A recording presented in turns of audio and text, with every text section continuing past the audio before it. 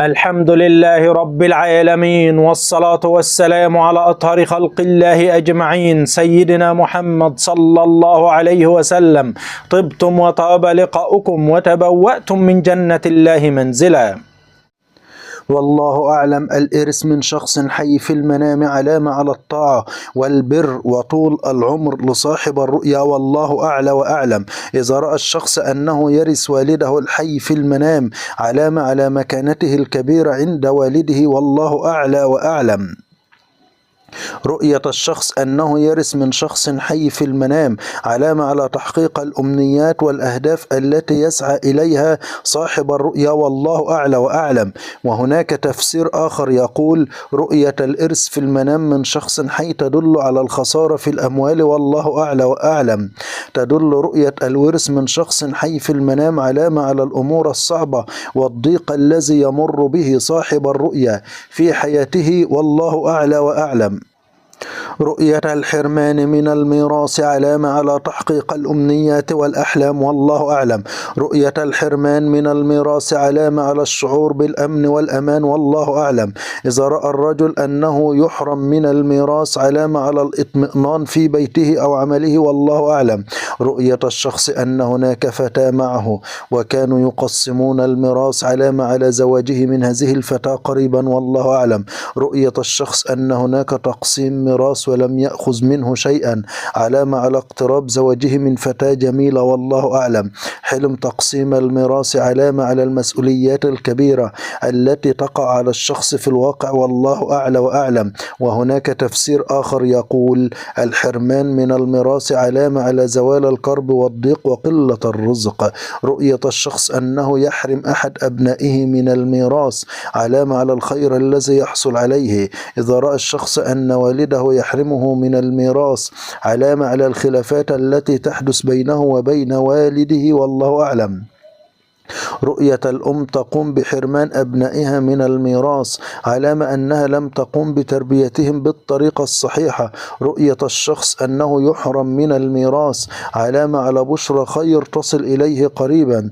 إذا رأت الزوجة أنها تحرم من الميراث زوجها علامة على عصيانها لزوجها وأنهم سوف ينفصلون قريبا، والله أعلم. رؤية الشخص يتنازل عن الميراث علامة على الزهد في الحياة، والله أعلم. إذا رأى الشخص أنه يتنازل عن ميراثه رغما عنه علامة على تعرضه لظلم كبير في الحياة، والله أعلم. رؤية حلم ميراث الأرض في المنام علامة على بعض الأحداث التي تقع قريبا لصاحب الرؤيا. إذا رأى الشخص حلم ميراث الأرض في المنام تكون علامة على مشكلة في مكان عمله أو مكان بلدته، والله أعلم. تدل رؤية ميراث الأرض أيضا للشاب الأعزب علامة على زواجه القريب. إذا رأت الفتاة العزباء الأرض، والله أعلى وأعلم، علامة على الرزق بالذرية الصالحة بعد الزواج، والله أعلم. رؤية ميراث الأرض في المنام علامة على الإطمئنان وتحقيق الراحة في الحياة، والله أعلم. رؤية ميراث الأرض علامة على خسارة الأموال، هذا في بعض التفاسير الأخرى، والله أعلم. رؤية ميراث الميت علامة أن الرجل سيحل محل أبيه في المسؤوليات. إذا رأى الشخص يرث شخص ميت علامة على العلاقة القوية بينهم. رؤية الشخص يطلب ميراث من رجل ميت علامة على كثرة الأولاد. رؤية الأخ يرث أخته المتوفية علامة أنه يعتني بأولادها ويتقي الله فيهم، والله أعلم. بيع قطعة أرض في المنام علامة على السلطة والجاه الذي يصل إليه صاحب الرؤيا. رؤية بيع قطعة من الأرض علامة على كرم الشخص، والله أعلم. إذا رأى الشخص أنه يبيع قطعة من الأرض علامة على الخير على المحيطين به، والله أعلم. بيع قطعة أرض في المنام علامة على زوال الملك، والله أعلم. رؤية الإرث من شخص مجهول علامة على ارتكاب بعض الأخطاء في الحياة. إذا رأى الشخص أنه يرث من امرأة مجهولة علامة على وقوعه في الفتن والشهوات. إذا رأى الشخص أنه يقوم بأخذ الإرث من رجل غريب تكون إشارة على تحقيق الأمنيات في الحياة، والله أعلم.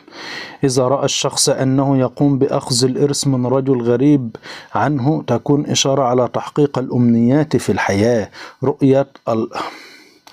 الورث في المنام علامة على خسارة الأموال والإعاقات التي تحدث لصاحب الرؤيا في الحياة، والله أعلم. تقبيل الأب الميت في المنام علامة على الخير القادم لصاحب الرؤيا بشكل كبير، والله أعلم. يقول النبي صلى الله عليه وسلم: من قال إذا خرج من بيته بسم الله توكلت على الله لا حول ولا قوة إلا بالله، يقال له كفيت ووقيت وتنحى عنه الشيطان. الحديث صحيح عند الإمام الألباني في الجامع. وقال النبي صلى الله عليه وسلم: من مات وهو يعلم أنه لا إله إلا الله دخل الجنة. الحديث صحيح عند الإمام مسلم. وقال النبي صلى الله عليه وسلم: من يرد الله به خير يفقهه في الدين. صحيح الإمام مسلم. إذا رأت المرأة المتزوجة أنها تورث شخصا حي علامة على طول العمر في حياة هذه المرأة والبر في حياتها والعمر الطويل، والله أعلم. إذا رأت الفتاة العزباء أن شخصا يارث والديها وهي حية علامة على مكانتها الكبيرة عند والديها، والله أعلم. إذا رأت المرأة المطلقة أن حي يورثها في المنام علامة على تحقيق الأمنيات والأهداف لهذه المرأة المطلقة، والله أعلم. رؤية الإرث في المنام من شخص حي تدل على خسارة الأموال، هذا في بعض التفاسير. إذا رأى الرجل أنه يورث شخصا حي علامة على الأمور الصعبة والضيق الذي يمر به في الحياة في الواقع، والله أعلم. رؤية الحرمان من الميراث في المنام علامة على تحقيق الأمنيات والأحلام في الحياة. رؤية الحرمان من الميراث علامة على الشعور بالأمن والأمان، والله أعلم. إذا رأى الرجل الحرمان من الميراث علامة على الإطمئنان الذي يشعر به.